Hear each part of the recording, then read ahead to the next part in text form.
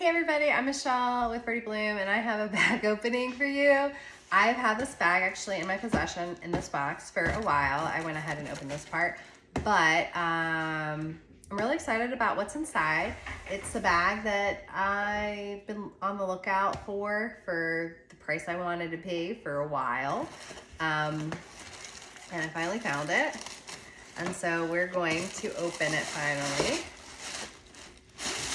But, okay, so I'm revealing her. I'm gonna turn it around. What is she? She is a watermelon tote. Oh my gosh. She is so pretty. Ooh, sorry, hold on, my dog. Okay, so I'm back much later than when I started this video.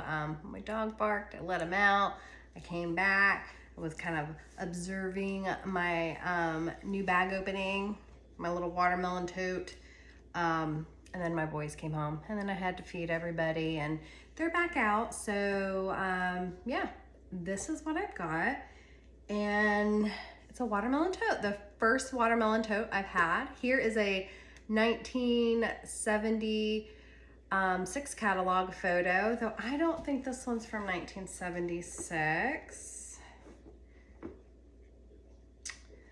Thinking it's closer to the 80s, but still the 70s. Here is a Creed photo, and as you can see, it's a New York City Creed without any random registration number underneath. You can also find these with a Coach cartouche, and you can find them with that New York City Creed with a random registration number.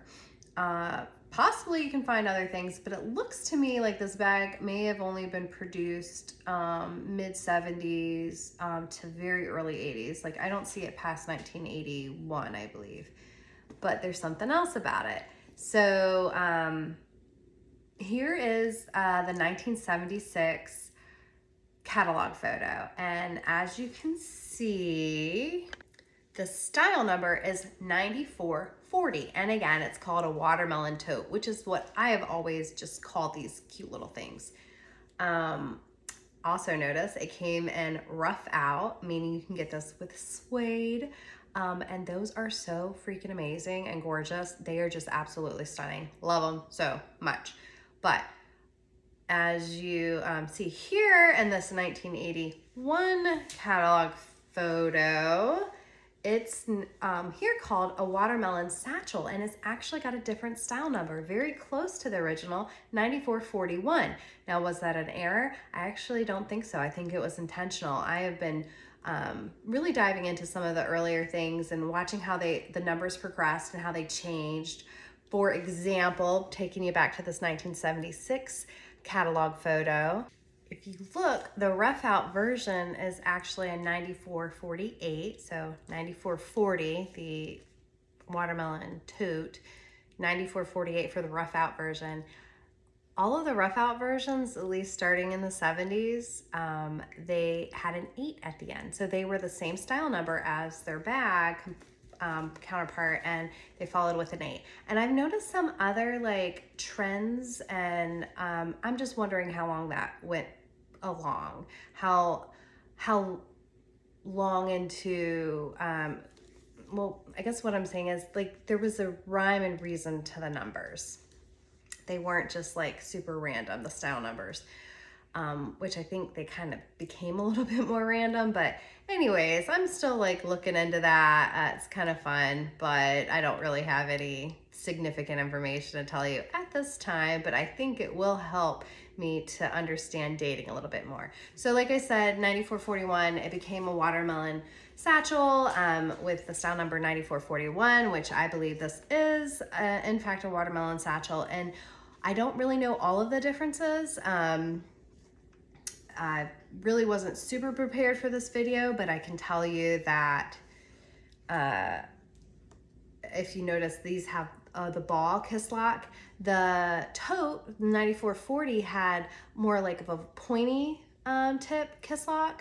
So I don't know if that's the only thing that changed. I don't know if there's maybe a slight difference to the handles. I don't know if you've noticed. This bag is in super amazing condition. It's clean and everything inside and out. The hardware is hardly tarnished, just slight tarnishing, but the handles are really kind of looking. And I don't know if that was just from oils. Like this bag looks like it really wasn't handled much or used. Except for the handle. So either somebody handled it with like a lot of grease or lotions or something on their hand, or it could be the glue underneath.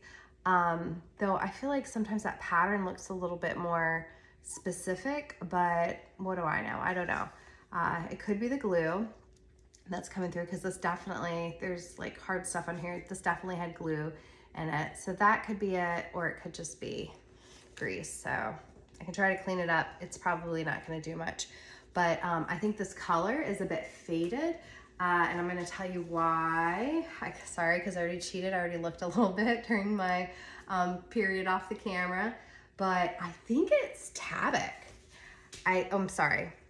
Let me correct myself. I'm terrible with colors, guys, first of all, so don't ever trust what I have to say. Unless it comes with like more unique colors, but the tans are so difficult, but so is navy blue and black for me. Very difficult. It can be anyways, but I'm sorry. I think it's Putty, and I think it's Putty because it has this very gray stitching. I don't know if it's going to come up in the camera very good for you. Let me try. But it's very gray. And it kind of looks like putty. It has like a gray hue to it, the leather. And also if you look inside, so does the suede. The suede has this like grayish look to it. So from what, people who do really like colors and are good at distinguishing the difference, they say that gray stitching is putty. And so I got some bags out, some bags that I thought might be putty. Or something else. And wait, I have something to show you. Oh, okay. Before I do that though, why do I think this is like lighter than what it should be? And that would be, look at the inside and even in the back. So these are going to be areas that are not exposed to air, oxygen, not exposed to sunlight potentially. Do you see how much darker it is on the inside? And even just behind that Kisslock. And it is very grayish, very puttyish. So that is why I think with proper conditioning of this bag, which it's still soft, it's still nice, but just slightly neglected. It's been probably sitting for a while. And I'll tell you another reason why I think it really wasn't used much. But look at the difference. So when you're picking a conditioner, I hear sometimes people make comments like, oh, such and such conditioner darkens the leather. So if you have a lighter leather and you don't want to darken it, what you really want is not to think about like the fact that you're darkening your leather. A lot of times what you're getting when you're talking about an old abused bag or a bag that's just been neglected is the bag is lighter because it's dry. So you just want to like bring whatever color is going to come back. And I don't really focus too much on that, to be honest with you. Maybe I'm wrong for it, but I haven't noticed like an unnatural darkening with any of the products that I use.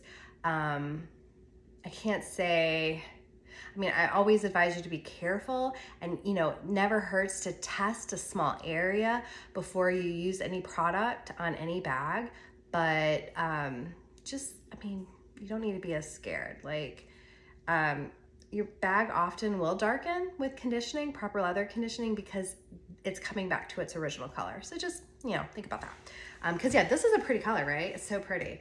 But like, it's probably not gonna be this color, exactly this color, when I have properly cared for it. Just food for thought. We'll see. But this Kisslock, these Kisslocks are not solid brass, and they do tend to chip and wear and have like some silvering, and even can all become like totally silver. And this one has like no scratches whatsoever. So another indication that this bag really wasn't used. I don't know what went on with the handles. I'm not sure. Again, it could be the glue. If it's the glue, there's nothing I'm going to be able to do about it. But if it was just like somebody had something on their hands and they picked it up and touched it, could have just been from moving, from, selling this bag, from, but any number of things. But I'm actually kind of thinking it might be glue the more I look at it. So we'll see. Okay. Oh, so took out some bags. Guys, I know I talked about both of these bags before. We have this little, she's got a little bit of a stain. I haven't worked too much more on her. And actually she's probably a little dry. I use this bag a lot. I'm noticing some scratch marks. That's a good indication my bag might need a little bit of buffing or, you know, some more care. But even though she's soft as can be. So I have this one. Look how dark her handles are. Total patina. But these I just kind of let them be because they are a little bit more fragile. The leather is really thin, so you just want to be careful with your tubular straps. But I had this one that I kind of showed y'all a little bit of a rehab with, which also looks like I might be able to like buff her a little bit more. I love this bag because of the difference in the trim and the leather. Now this bag was conditioned and this leather did not change in color, but I thought they were the same color. Don't they look really similar? But then I looked a little closer, and I don't know why I didn't do this before, maybe because I'm not a color person, but I've always known that the stitching on this one is gray, and so I do think it's putty. And as you can see, it's kind of, again, got that like grayish hue on the inside. It just has a lot of patina on the outside, dirts, oils, aging of the leather. So totally changed the color. Oh, I'll show you the inside too. Her balls are actually, her balls, her Kisslock little balls. It's all in really good condition.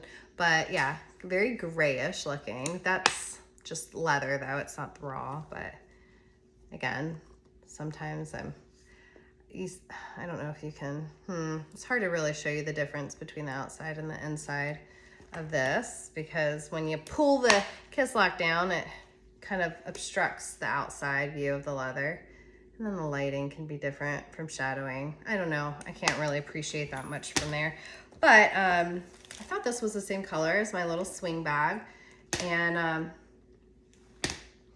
it's not. I don't think it is. It's very similar in color, but like the stitching is like it's a golden brown,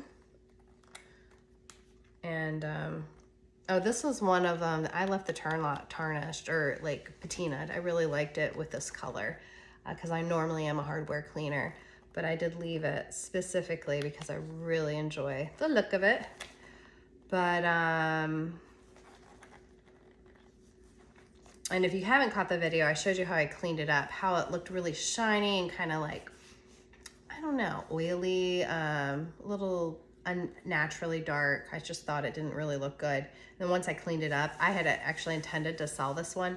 Once I cleaned it up, I was like, oh no, this is mine. This is, oh, that trim. This is what I go crazy for, guys. This trim. It wasn't put on, I don't think it was.